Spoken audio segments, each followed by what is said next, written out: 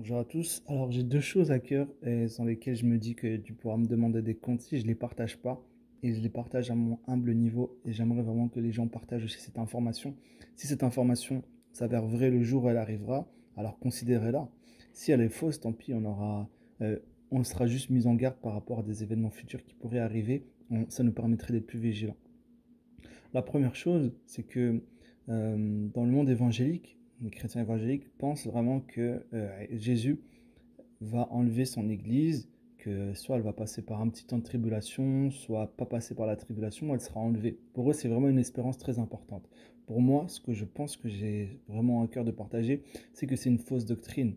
Cette doctrine, elle est vraiment fausse. Pourquoi? Parce que si on se base sur les écrits bibliques et pas l'interprétation que donnent les enseignants, c'est que dans la Bible, il est écrit que les chrétiens doivent être persécutés et mis à mort, qu'on pose la question de Jésus concernant son retour de la fin des temps et quand ces choses arriveront.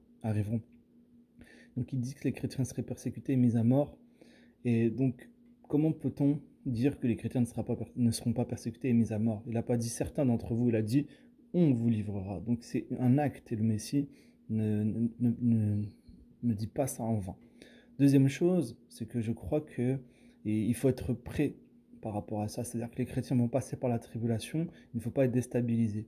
Je pense que cette fausse doctrine, elle a émergé possiblement inspirée par l'antichrist, un mauvais esprit. Pourquoi? Parce que elle va permettre peut-être de berner les chrétiens qui vont se dire, mais pourquoi on n'est pas enlevé Il y a plein de choses qui sont en train d'arriver et qui vont croire. Ah, c'est la deuxième chose que je voulais vous parler. La première étant l'enlèvement des chrétiens qui doit arriver pour moi après la tribulation, donc à la fin des temps, ou à la fin des temps. Et deuxième chose que je veux vous parler, c'est la venue d'un Jésus. Et ce Jésus-là, c'est le Jésus de l'islam. Donc, pour moi, le fait de dire que l'enlèvement n'aura pas lieu, ça peut prêter à confusion beaucoup de chrétiens qui vont se dire, ah, mais il n'y a pas eu d'enlèvement, ces choses diaboliques sont en train d'arriver. Mais il y aura un Jésus qui va venir descendant du ciel avec des anges, comme c'est écrit dans la Sunna, dans les sources islamiques. Et ces choses-là, elles vont permettre de berner les chrétiens. Beaucoup peut-être de chrétiens vont être séduits. Et cet homme-là, ce Jésus, viendra à la fin des temps. Et avant lui viendra un homme qui sera un émir, qui est sûrement le Mahdi. Donc les deux viendront ensemble. Mais je pense qu'il faut être vigilant quand vous allez voir ces choses-là arriver.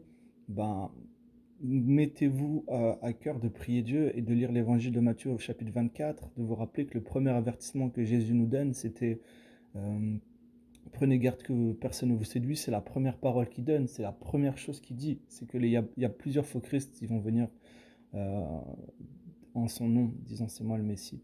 Donc il y aura plusieurs personnes qui vont venir, et c'est possiblement Aïssa, c'est possiblement aussi le Dajjal, c'est ensemble, ça va être un lot une panoplie de choses. Mais vous me direz sûrement, mais s'ils arrivent, pourquoi ne pas croire en eux?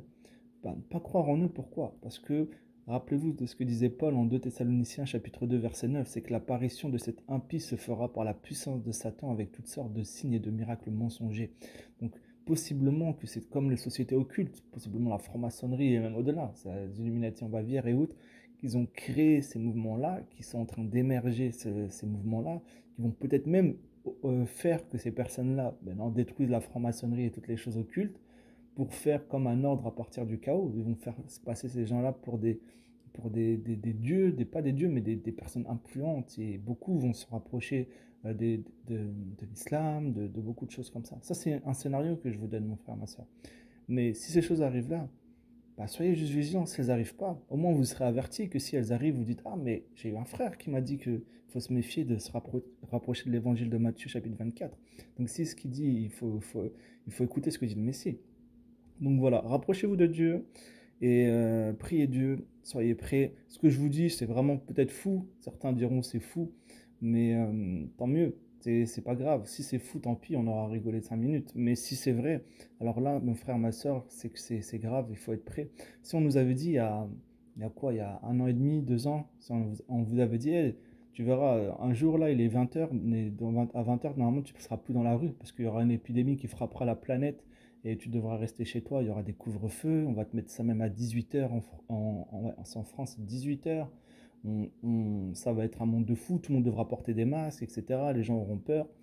Enfin, voilà. Si on vous avait dit ça, vous aurez dit, mais arrête de fabuler. T'es là, t'es dans la terrasse avec ton verre de bière ou je sais pas. et un coca ou autre, et tu es là on te dit ça, tu dis arrête de dire n'importe quoi, les gens sont côte à côte, nanani, nanana.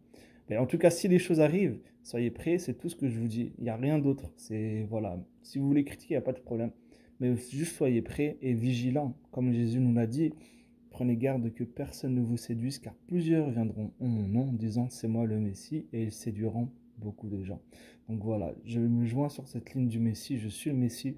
Et il dit la vérité, et il dit que les chrétiens seront persécutés. Les paraboles des vierges folles, c'est juste un avertissement peut-être de se dire qu'il faut être prêt plus que jamais, parce que s'il vient, la porte elle est fermée. Donc qui va ouvrir la porte ensuite? Celui qui ferme et que personne n'ouvre, et celui qui ouvre et que personne ne ferme. Donc vraiment, il faut être prêt à rentrer dans les ordres de Dieu. Et voilà, Dieu est amour, Dieu est amour. Donc vraiment de se rapprocher de Dieu aujourd'hui, de faire les bons choix, d'être disciple du Seigneur Jésus-Christ, d'écouter ce qu'il a dit, et de se rapprocher, de se conformer à sa parole, de marcher vers la sanctification, de marcher, d'être vraiment parfait comme Dieu est parfait, ou d'essayer d'être parfait comme Dieu. Donc de marcher vers une vie saine, d'essayer. On peut tomber, mais c'est le but, c'est de marcher. Il faut qu'on marche vers la sainteté, en demandant pardon, en demandant Dieu de nous aider. Voilà, c'est vraiment ça. Moi, je suis pas le parfait, je suis pas parfait ni rien, mais je pense qu'il faut qu'on aille dans ce sens-là. Si ce que je vous ai dit, comme je vous dis, c'est faux, tant pis. Si je vous dis c'est vrai, quand vous verrez ces choses arriver, ben, soyez prêts. C'est tout. C'est juste que il faut être prêt et vigilant. Mieux vaut que je vous dise ça aujourd'hui, que j'en parle pas et que demain la chose arrive, vous dites personne n'en a parlé, alors qu'est-ce que je fais?